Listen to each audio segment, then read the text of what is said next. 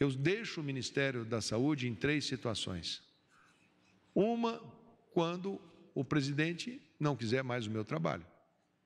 O segundo é quando, se eventualmente, isso a gente não pode saber, imagine que eu pego uma gripe dessa e tenho que ser afastado por forças alheias à minha vontade. E a terceira, quando eu sentir que o trabalho feito já não é mais necessário que seja continuado, porque, de alguma maneira, passamos por esse estresse. Ele começa com o professor Abílio de grandes proporções. Boa tarde, ministro Mandetta. O senhor declarou no domingo que os meses de maio e junho serão duros, né, como o senhor tem citado, em particularmente duros. E no mesmo dia o presidente disse, abre aspas, que parece que as coisas, que está começando a ir embora a questão do vírus. Aí eu queria saber, com base em que informações o senhor aponta esse cenário de maio e junho serem mais duros e em quem os brasileiros devem acreditar agora? No senhor ou no presidente? Considerando que o senhor mesmo falou da questão da dubiedade, né? E também para saber se o senhor disse ontem a subordinados que acredita que será demitido em breve. É isso mesmo? O senhor acredita por quê? Alguém do governo avisou o senhor? Bom, vamos lá. Primeira parte. Os meses que a gente vem trabalhando, a gente não trabalha... A gente trabalha com uma série de informações que a gente vai agrupando. Nós deixamos muito claro aqui no início que o Brasil vai ter um desafio a mais do que outros países, porque os outros países tiveram primeiro a temporada de gripe deles, de influenza. Quando saíram dessa temporada de influenza, depois tiveram a de corona. É o caso de Nova York. Eles já tinham terminado o inverno, eles já estão na primavera e eles estão tendo corona. O nosso não. O nosso, nós estamos no outono, entrando no inverno, e vamos ter a nossa sazonalidade de influenza e vamos tê-la junto, sobreposta com a de corona. Na região sudeste, que é a região de maior densidade populacional, a sazonalidade, o período do ano, e isso histórico, que nós mais temos problemas respiratórios agudos graves, síndromes respiratórias agudas graves, que são os SRAGs, como a gente chama, são exatamente no mês de maio. É a nossa sazonalidade, onde você está entrando com ela e com o corona juntos. Então, isso a gente sempre soube que maio seria o nosso mês mais complexo, porque elas potencializam, uma potencializa a outra. Isso no sudeste. Depois, quando a gente chega a junho, julho, aí nós temos a sazonalidade da região sul, a região sul do Brasil, que é onde nós temos o maior número de idosos na nossa pirâmide de faixa etária. Então, nos preocupa muito as síndromes respiratórias agudas de influenza e corona em estados como Rio Grande do Sul, Santa Catarina, por conta da faixa etária da população, que, como vocês viram aqui, acima de 60 anos, ela começa a ter uma letalidade maior, acima de 80, acima de 90 anos, e um número muito grande de hospitalizações.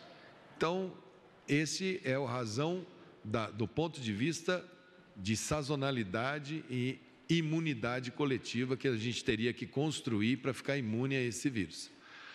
Isso tudo são cenários.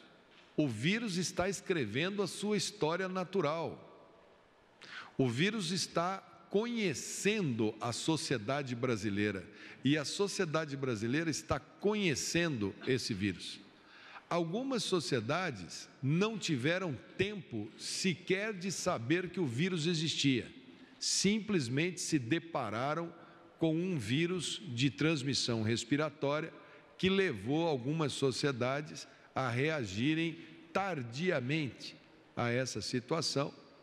E outras sociedades foram olhando e foram descrevendo como foi o comportamento do vírus nessas diferentes sociedades. Algumas com muita tecnologia, com muito comportamento, muita disciplina da população, e que já tinham planos muito preparados para a crise respiratória, como é o caso da Coreia, que é sempre citada, conseguiram, com muita aplicação da sociedade e muito teste e um preparo tecnológico prévio, conseguiram atravessar a primeira onda, que a gente chama. Outros, como o Irã, que foi o primeiro que sofreu muito, já nos chamou a atenção que, bom, o Irã pode ser um caso fora da curva. Depois nós vimos cair o sistema de saúde da Itália, depois vimos cair o sistema de saúde da França, depois vimos cair o sistema de saúde da Inglaterra, depois vimos cair o sistema de saúde da Espanha. E olhamos e falamos, bom, deve ser uma doença com um perfil mais agressivo do que esse que a China está apresentando. Depois vimos os Estados Unidos, que é o nosso país de maior recurso financeiro e científico do mundo. Achávamos até que os Estados Unidos teria alguma carta na manga, alguma coisa que mostrasse que tinha uma solução diferente daquela. E, de repente, nos deparamos com Detroit, nos deparamos com a Califórnia, nos deparamos com Nova York, cidades muito conhecidas pelo mundo ocidental. E é lógico que nós, aqui no Brasil, temos que olhar isso que está acontecendo nos outros países.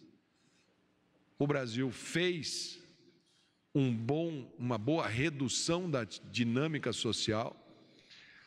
O que aconteceu em todos esses países é que eles não fizeram ou demoraram muito para fazer e a curva foi muito aguda, subiu muito rápido, o sistema deles não conseguiu, não teve capacidade de atendimento.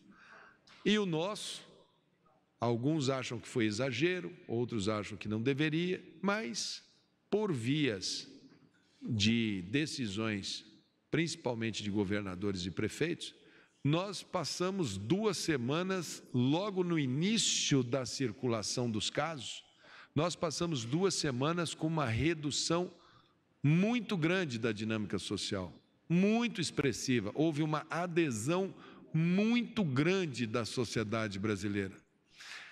Ela estava conhecendo o vírus, ela estava vendo pela televisão, ela estava vendo essa informação, ela se apropriou dessa informação e ela seguiu o caminho da cautela, o instinto de proteção à vida, que é muito forte. Nós apoiamos nesse instinto porque o Ministério da Saúde e o SUS, um dos pilares é a defesa intransigente da vida. Nós apoiamos num segundo pilar, que é a defesa intransigente da ciência. Sem ciência nós não andamos. Não é possível, a nossa bússola é ciência. Se tivermos uma outra bússola para tomada de decisões, normalmente a gente, entre esse trio aqui e mais os centenas de milhares de técnicos que estão atrás dele, aqueles 2 Rodrigos que estão ali, quando a gente sai um pouco, alguém lembra que a ciência está aqui, está falando isso. Então a gente tem essa pauta. E essa pauta tem sido a pauta nossa, transparência total nos dados. A quem quiser, não tem nenhum dado aqui que seja diferente do que tem. E vamos conhecendo o vírus dia após dia. Nós não somos astrólogos, nós não fazemos previsões. Nós pegamos as informações e olhamos.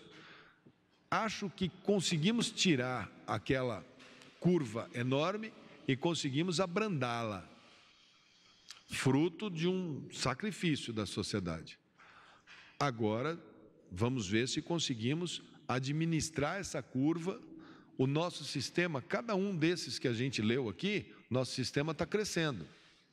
Imagina que a gente tivesse um sistema de saúde capaz de atender todo mundo, se tivéssemos em bloco. Poderíamos andar com a vida normal. Olha, temos condição de atender todo mundo.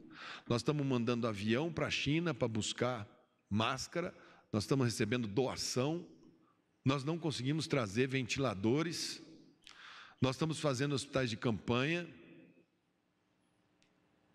É o princípio nosso de cautela, nesse momento, se mantém. E quanto à permanência do Wanderson, que você perguntou, de toda a equipe, da minha, olha, eu vejo o seguinte, eu deixo muito claro aqui para vocês, já falei isso em outras vezes, eu deixo o Ministério da Saúde em 3 situações.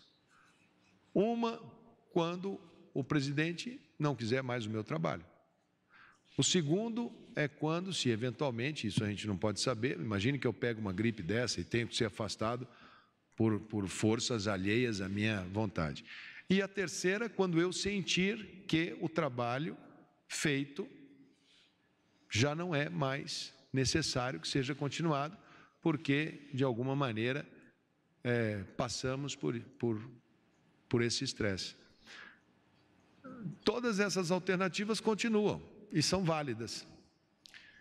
Claramente, isso não é desconhecido, claramente há um descompasso entre o Ministério da Saúde, e isso daí a gente colocou e deixa muito claro que a gente vai trabalhar até 100% do limite das nossas possibilidades, lá nada muda, enquanto eu estiver no Ministério da Saúde, vocês podem ter certeza que aquele povo lá está trabalhando, trabalhou hoje de manhã, trabalhou hoje de tarde, vai trabalhar hoje de noite, eu vou trabalhar também, porque se eu não der o exemplo, ninguém vai.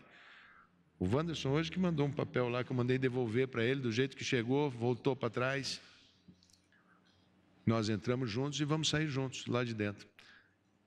O mais é aguardar o entendimento das coisas. Nós estamos num momento que nós conseguimos dobrar uma curva.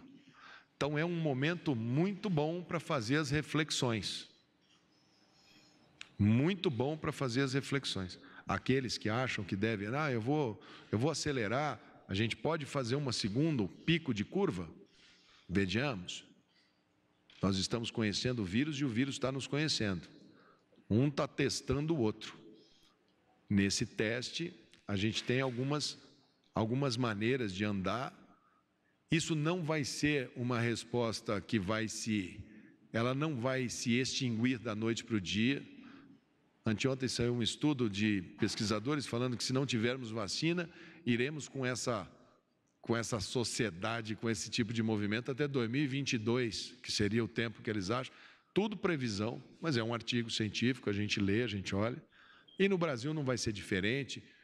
O importante é que seja lá quem o presidente colocar no Ministério da Saúde, que ele confie e que ele dê as condições para que a pessoa possa trabalhar baseado na ciência, nos números, na transparência dos casos, para que a sociedade possa, junto com seus governadores e seus prefeitos, tomar as suas melhores decisões.